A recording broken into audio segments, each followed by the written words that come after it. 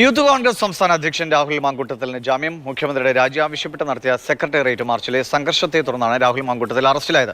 അമൽ തേനമറമ്പിൽ വിവരങ്ങളുമായിട്ട്. അമൽ, ജാമ്യം സ്വാഭാവികമാണ്. വലിയ രാഷ്ട്രീയ സംഘർഷാവസ്ഥ തന്നെ നമ്മൾ കഴിഞ്ഞ ദിവസം കണ്ടതാണ്. അബിൻ വർക്കിക്ക് വലിയ പരിക്ക് പറ്റുന്നു. എന്താണ് കോടതി പറഞ്ഞത്? രാഹുൽ പുറത്തിറങ്ങാൻ എത്ര സമയമെടുക്കും?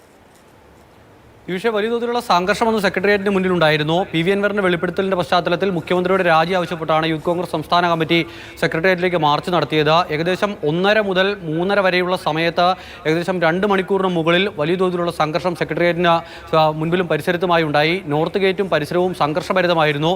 യുദ്ധക്കളത്തിന് സമാനമായ അവസ്ഥയായിരുന്നു പല സമയത്തും സെക്രട്ടേറിയറ്റിന്റെ പരിസരം.